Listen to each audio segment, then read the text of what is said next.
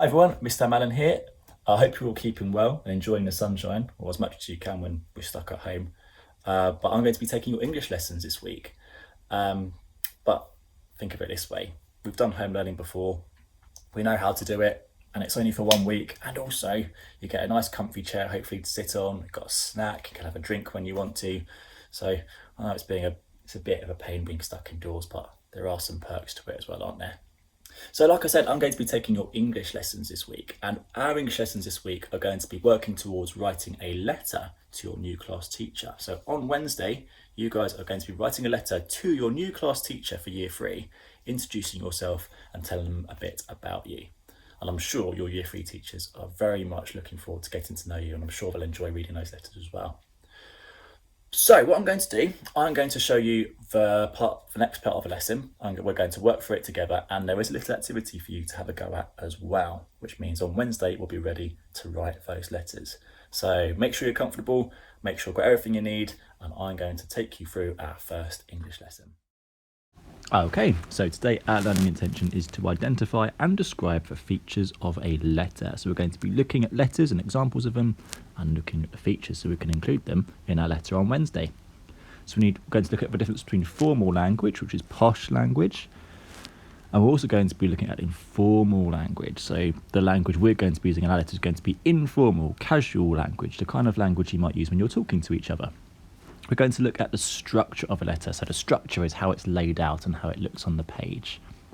And we're also going to be describing how a letter should start and how a letter should end as well. So how we address it at the start and how we address it right at the end as well. So those are the three main things we're going to be looking at.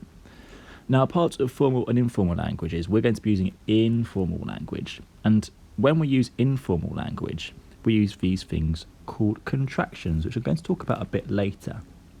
So like I said, formal language is like posh language. It's the way you might talk to someone really important, or if you're at work or at school.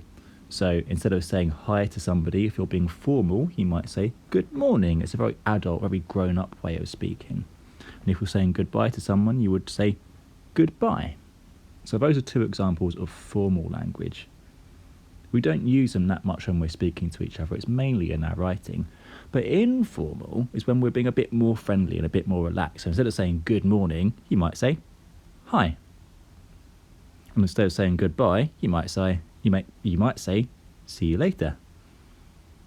So hopefully you can see the difference between formal or posh language and informal, the more casual language, the more friendly language. And that informal language is what we're going to be using in our letters on Wednesday. Now, going back to informal language, like I said, we use these things called contractions. And I'm going to show you this video, which will hopefully explain what contractions are. So sit back, relax, enjoy the video, and then we'll have a go at some quizzes after the video has finished.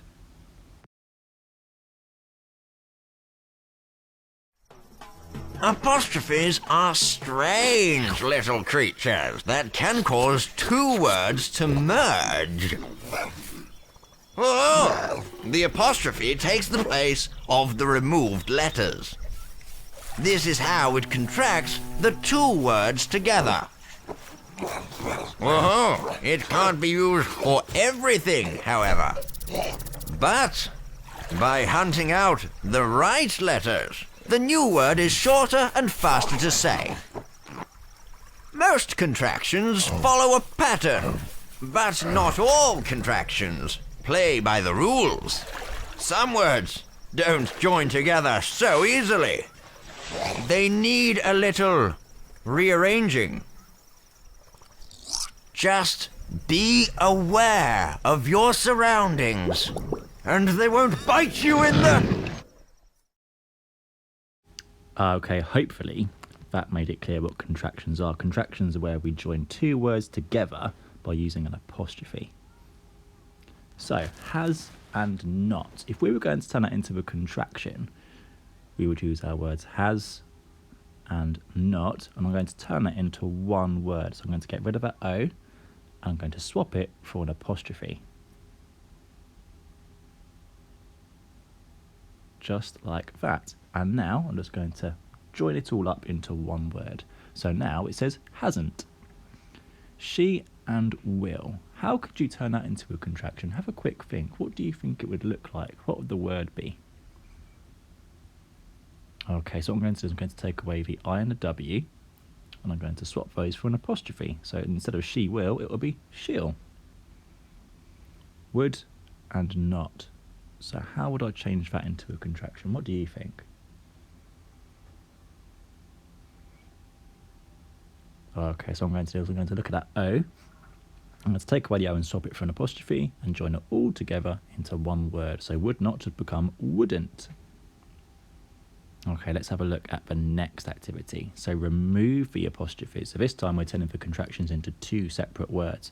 So he'll would be he and will. He'll go to the cinema, or he will go to the cinema. Didn't. What two words could I split didn't into? What do you think?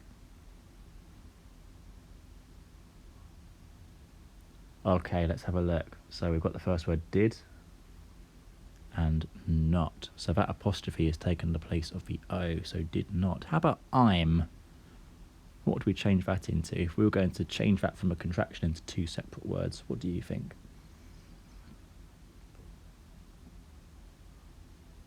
I and am. I'm would become I am.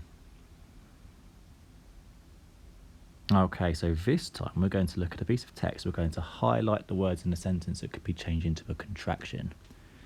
It is going to be a hot day today. Which two words could we join together into a contraction? It is going to be a hot day today. Did you spot them? It is could change into it's. It's going to be a hot day today. The temperature will not drop below 30 degrees Celsius. Which two words could we join together to make a contraction? The temperature will not drop below 30 degrees Celsius. Will not. The temperature won't drop below 30 degrees Celsius. Remember to wear sun cream if you are planning a trip to the beach. Remember to wear sun cream if you are planning a trip to the beach. Which two words could we put together to make a contraction? You are would become you're. Remember to wear sun cream if you're planning a trip to the beach. Well done! You found all the contractions. It is can be shortened to it's. Will not becomes won't. And you are can become your. Okay, let's have a go at the quiz. What is an apostrophe used for? Is it used to join two words together? It makes a word longer, or it is used to show speech? What do you think? What's an apostrophe used for? Joins two words together, it makes a word longer, or it's used to show speech? That's right, it's used to join two words together. Shouldn't is the contracted form of should not, should have, should not. So if we broke shouldn't into two separate words, what two words would it break into? It would be should not. Which letter is replaced by the apostrophe in there? O, H or A? Well, it would be they are, so it would be swapping the A. Which is the contracted form of will not? Wilt, won't or willot? Did you get it? Of course you did, it's won't. Will not would be won't. Which words cannot be contracted? Should have, would have, could do. It would be could do, because should have and would have could be contracted to should have and would have. Well done guys, 5 out of 5. Okay, let's go back to our lesson then. So what we're going to do now is we're going to test your knowledge of what you've just found out. Can you turn these into contractions? So you can write these down on a piece of paper if you want to, or you can just keep them in your head. Can you change these 4 pairs of words into contractions? So pause the video and see if you can use an apostrophe to change these pairs of words into contractions, and then hit play when you're ready. You can write them down if you want to on a piece of paper. Okay, so hopefully you've managed to change these pairs of words into contractions. So I am going to school, or I am going to write my writing neatly. Could we make that a bit more informal? Could we use a contraction? Instead of I am, you could write I'm. How about they are? They are going to the park, or they are working hard. You could change it into they're going to the park, or they're working hard. So we're going to take away the A and swap it for an apostrophe. There. It is. So I'm going to take away the I, swap it for an apostrophe. It's. We are. Take away the A and swap it for an apostrophe. We're. Okay, now let's take a look at some examples of letters. So we're looking at the features of letters today. I wonder if there are any features that we can spot as we read the letter. Dear Rabbit, I want to tell you about the bear that lives at Cliff Cave. People think he's unkind and dangerous, but he's actually the kindest bear in the world. It is his birthday on Friday, and we would like you to come to his cave because he is lonely. He wants to be your friend, and he is looking forward to his party. There will be gingerbread bears and a big cake with lots of candles to blow out and make wishes on. He hopes you can come. Now straight away, it is. That sounds very formal. We want to make that informal, so I'm going to turn it into a contraction. I'm going to put it's, I-T apostrophe S. Are there any other words you could change into contractions? He is. What could we change that into? He's. He is lonely, or he's lonely. That sounds more informal. That sounds better. I wonder if there are any others.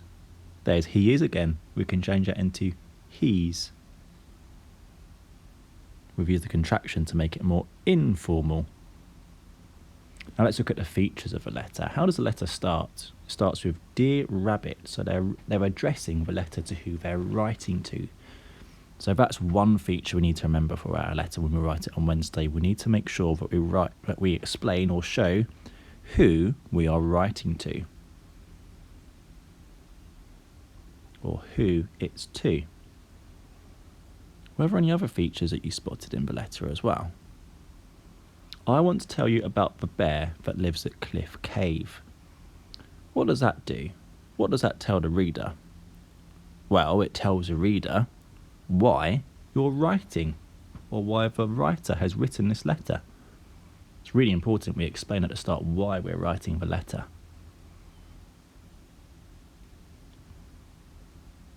Are there any other features that you spotted as well?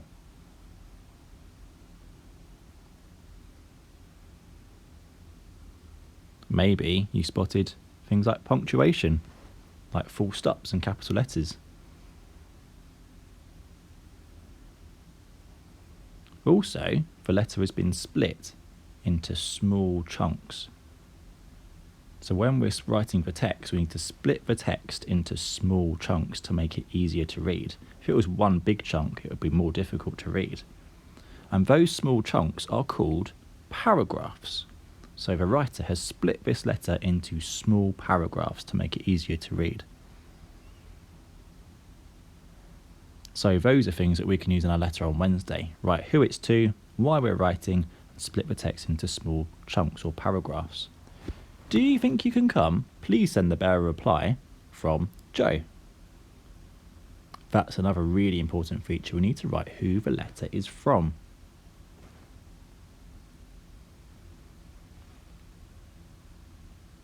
That's very important.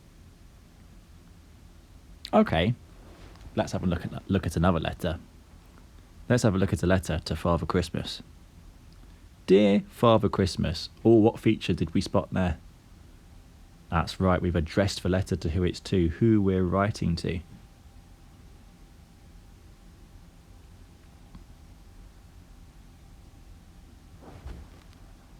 Well, that should say who it's to, not who it's from. We're writing who the letter is to. I'm writing to tell you that I would like for my present... I would? That sounds a bit formal. It should be I'd. We're going to use that contraction. Instead of I would, we're going to write I apostrophe D. I'd. I'm writing to tell you that I'd like for my present, what I'd like for my presents this year. So this first sentence again, what does this first sentence do? It's telling the reader why they're writing the letter. It's really important to write the reason for writing the letter at the start. So written who the letter is to and why the letter is being written in the first place.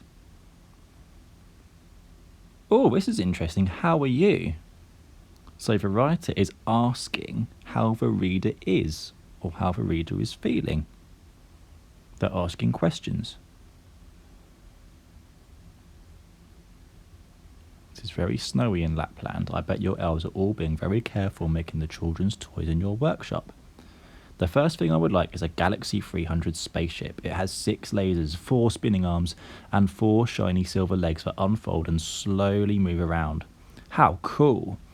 The second thing I would like is a red and blue 2-wheel scooter. It has a massive silver horn on the handlebars and lights that flash when you stand on the brake. The third thing I would like isn't a toy, but it would be really handy for my spy club. I would like a large black torch to help me see when I'm outside in the darkness. So again, they split that letter into paragraphs, into chunks. That's really important. I've been trying my hardest to be good and helpful for my parents.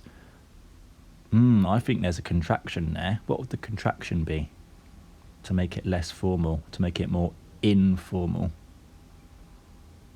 We could change I have into I've. I've been trying my hardest to be good and helpful for my parents. I make my bed every day. I stopped sucking my thumb in March, and I have even stopped teasing my sister. I am also my teacher's special helper for the listening station at school. I can see some pairs of words that need to be contractions. So instead of I have, we're going to change that into I've. I apostrophe VE. I've even stopped teasing my sister. And I am would change into, yeah, you guessed it, I'm. I'm also my teacher's special helper for the listening station at school. I hope you and the reindeer are resting before Christmas Eve and Mrs. Christmas is enjoying putting up the tinsel on your tree. Have a fabulous Christmas if I don't see you by our fire. What a busy man you are going to be. Love from Jackbox. So I hope you and the reindeer are resting before Christmas Eve. That's a nice thing to put in the letter. So he's thinking about how the writer might be feeling. That's a really good way of making your reader want to read more. They're thinking about how the reader might be feeling. So if you're writing a letter, you might want to think how about your reader is feeling.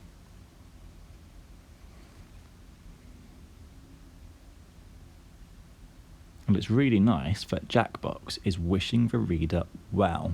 They're hoping that things are going well for the reader. And of course, at the end, we're writing who it's from as well. So this letter is from Jackbox. So we've done a good job there of looking at some features of the letter. What I'd like you guys to do is choose one of the letters I've attached under this video.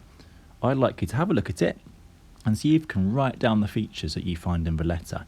You can label it on the computer if you want to and type them on the computer, or you can highlight them.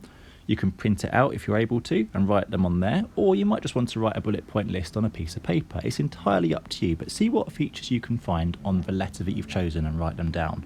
And maybe you can choose another letter if you finish. There you have it, guys. I hope you enjoy this first lesson of English. I'll be back here tomorrow for your next English lesson, where we'll be planning our letter and thinking about what ideas we're going to include. But until then, enjoy the rest of your day, and hopefully I'll talk to you very, very soon. Bye for now.